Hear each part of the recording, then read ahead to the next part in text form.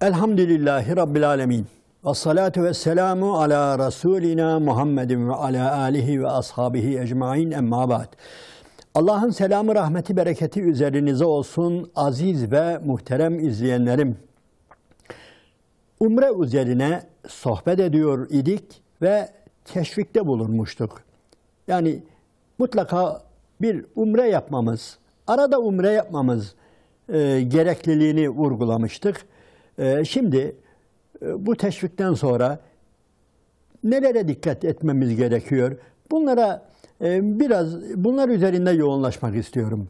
Söylediğim gibi benim tavsiyelerimin büyük bir kısmını kitaplarda fazla bulamayacaksınız. Yani şundan dolayı önemsiz gibi gözüken noktalara temas edeceğim için. Yoksa aksi takdirde elbette önemli konuların her biri kitaplarda yer almıştır. Muhteremler, niyet çok önemlidir. Niyetimizi yoklayalım. Niçin gidiyoruz? Niçin gidiyoruz? Bunu bir sorgulayalım. Aksi takdirde yani sorgulayıp da eğer niyetimiz kötüyse vaz mı geçelim? Hayır, düzeltelim, niyetimizi düzeltelim. Hacca veya umreye niye gidiyoruz? Eğer bunda bir bir bit yeniği varsa, bir şov varsa, şöyle adetti, şuydu buydu değil. Eğer böyle bir şeyler seziyorsak, gitmeyelim değil de kendimizi düzeltelim. Sadece Allah rızası için gidelim. Allah'ı razı etmek için gidelim. Allah-u Teala'nın bizim üzerimizde bir hakkı vardır. İlginçtir. Allah-u Teala'nın bizler üzerindeki haklarından birisi de onun evini tavaf etmektir. وَلِلَّهِ عَلَى النَّاسِ حِجُّ الْبَيْتِ مَنْ اِسْتَضَاعَ اِلَيْهِ سَب۪يلًا. Oraya gücü yeten, yolunu bulan bir insan için Allah'ın bir hakkıdır kulu üzerinde, insanlar üzerinde o evi, o Kabe'yi tavaf etmek. Hiç düşündünüz mü? Allah-u Teala'nın bizim üzerimizdeki bir hakkıdır onun evine gitmek ve onun evini ziyaret etmek ve onun evini tavaf etmek. Bizim niyetimiz bu olmalıdır. Allah-u Teala'yı razı etmek ve Allah-u Teala'nın bizdeki olan hakkını ifa etmektir. Allah-u Teala bizden bunu istiyor. Evime gidin ve evimi ziyaret edin ve evimi tavaf edin diyor Allah-u Teala. Bu benim bir hakkımdır diyor sizin üzerinizde. Bunu ciddiye alalım. Niyetimiz bu olduğu zaman Allah'ın izniyle iş kolaydır. Evet, aziz ve muhterem izleyenlerim. O yola gittiğimizde malumunuz bize bazı şeyler öğretiliyor. Deniliyor ki ihram vardır. İhramdan sonra hemen telbiye vardır. Yani lebbeyk, Allahümme lebbeyk, lebbeyke la şerike leke lebbeyk. Bunların anlamı nedir? Yani bunlar madem durmadan tekrarlanılacak, nedir bunların anlamı? Yani bunları bilmekte fayda var. Evet, fıkıh kitaplarında yazıyor işte ihram şudur, bunu yerine getirmeyen ihramın ihlal edenler, ihram suçu işleyenlerin cezası şudur budur. Onlar ayrı olaylar. Ama ihram dikkat ederseniz aslında haram kelimesi de buradan geliyor. Yani aslında helal olduğu halde kendi kendimize haram kılmamızdır. Yani veya o sınırları geçerken mutlaka kendi kendimizi haram kılınması gereken şeyler.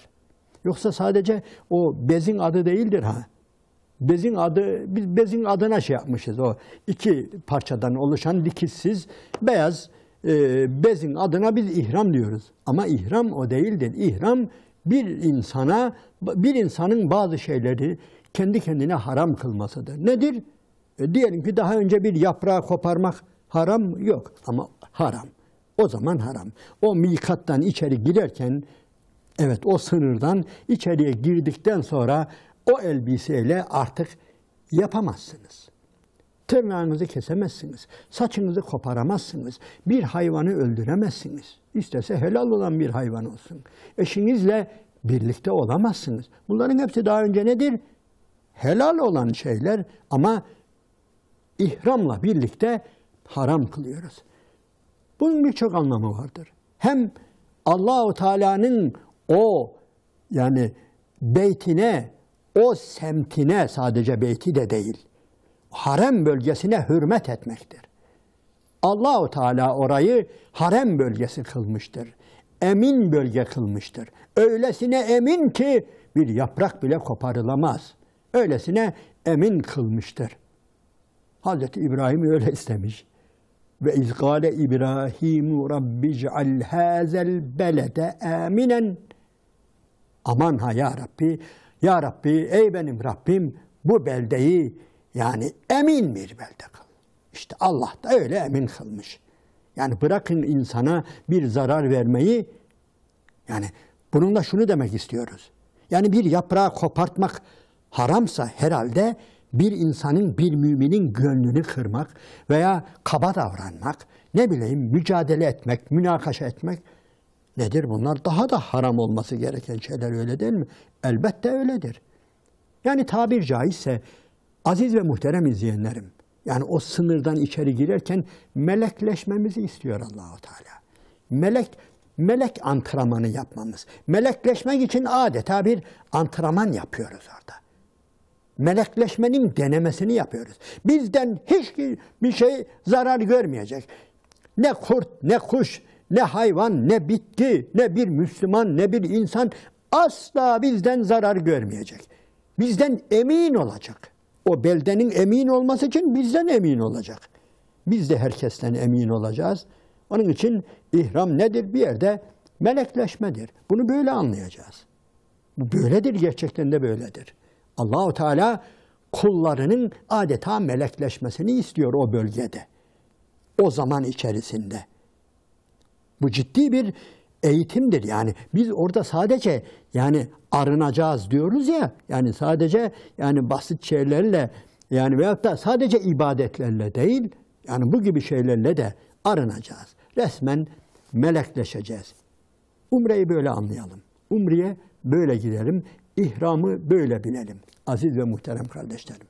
Sonra söylediğimiz gibi epeyce bize kelimeler öğretiliyor. İhrama girdikten sonra telbiye getireceğiz. Bu nebevi bir sünnettir. Efendimiz Aleyhisselatü Vesselam bizden bunu istiyor. Lebbeyk, Allahümme lebbeyk. Lebbeyk. Yani buyur, emret. Emret Rabbim, buyur. Yani iki anlamda. Hem çağırdın, geldim. Sen çağırdın beni. Buyur, geldim Allah'ım, buyur.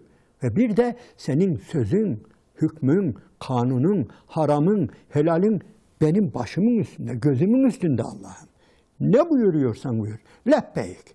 Lebbeyke la şerike leke lebbeyk. Yani asla senin bir ortağın yoktur Allah'ım. Bunu da ikrar ediyorum. Lebbeyk demekle. Yani tevhidi biraz daha pratize ediyoruz. Durmadan la ilahe illallah, eşhedü en la ilahe illallah sözünü burada biraz daha pratize ediyoruz. Biraz daha amele döküyoruz. Lebbeyke la şerike leke lebbeyk. İnnel hamde ve ni'mete lek. Mülk, leke vel mülk. Yani hamd sanadır. Nimet sendendir, hamd sanadır. Şükür sanadır. Yani bunu ağzımızla söylüyoruz ama yani ağzımız buyur Allah'ım buyur diyor da yani gönlümüz de öyle mi? Kafamız da öyle mi? Yani hatta daha önce şunu da belirtelim. Yani ihrama girerken insanlar o öteki elbiselerini soyunurken aslında bazı şeyleri de oraya bırakmalıdır ha.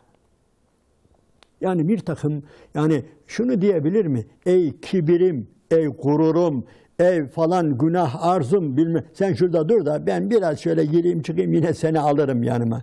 Demek gülünçtür yani. Olacak şey mi? Yani ihramda insanlar yani bir takım pisliklerden arınmalıdır.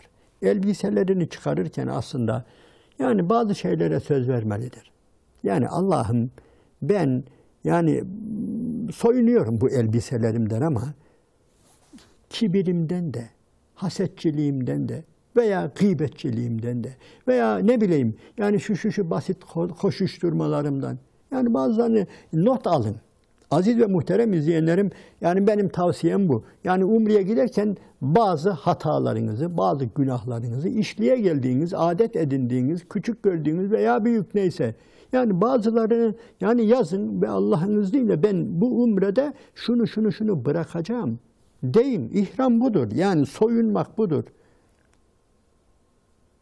Eğer çıkışta aynen yani tekrar giyineceksek onları, o kötü şeyleri bırakmamız gereken ve bıraktığımız kötü şeyleri çıkışta tekrar yanımıza alacaksak yani bilmiyoruz. Bu hemen yani havuzdan çıkıp tekrar çamura dalmak ne kadar gülünç bir şeyse bu da aynen böyle olur. Banyodan çıkıp hemen bir pisliğe bulaşmak neyse yani ne oldu yani ne anladık?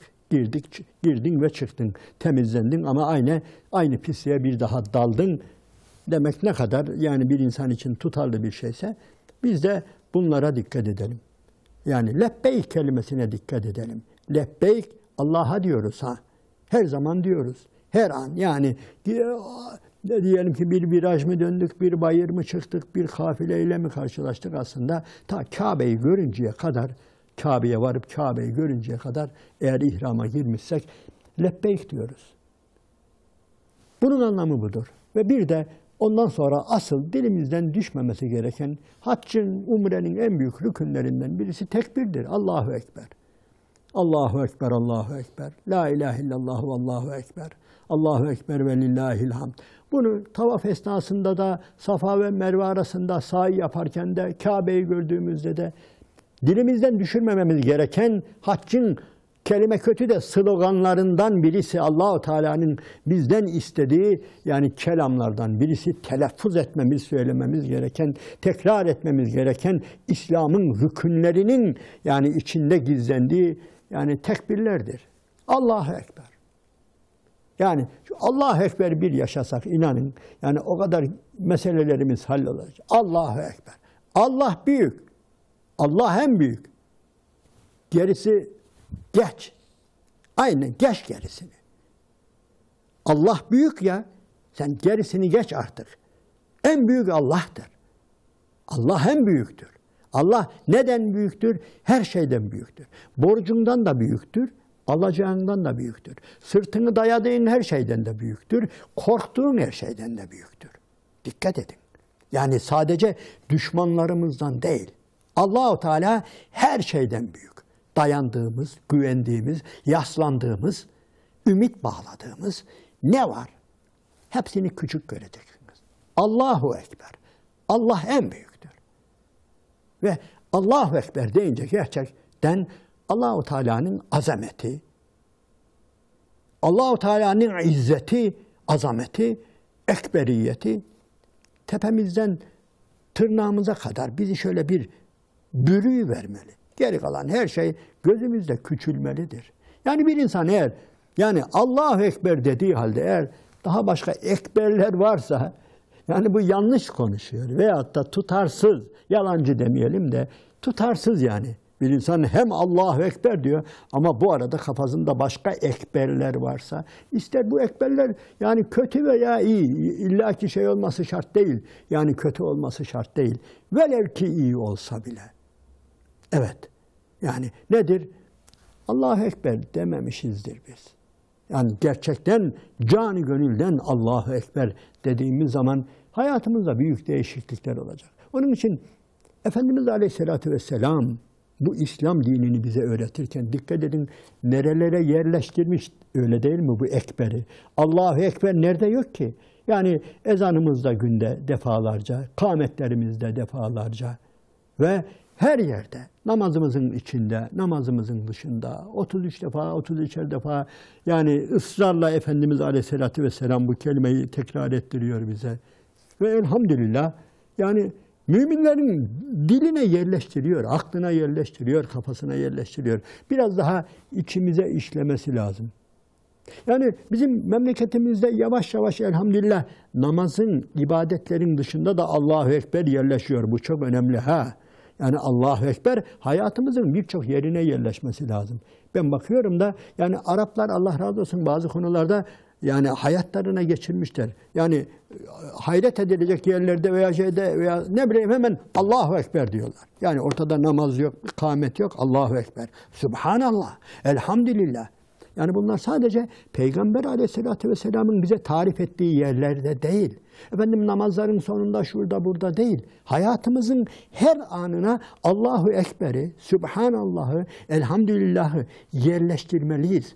Göreceksiniz yani o zaman yani gerçekten Müslüman olacağız. Müslümanlığımız yani gerçekten o zaman çok daha net ve berraklaşacaktır. Onun için yani bu tekbirlere, bu tehlillere çok çok dikkat edelim. Özellikle tabii umrede, madem hacca gittik, orada yani bunları dilimizle değil, beynimizle, kalbimizle, ruhumuzla tekrarlayalım. Allah'ın selamı, rahmeti, bereketi üzerinize olsun aziz ve muhterem izleyenlerim.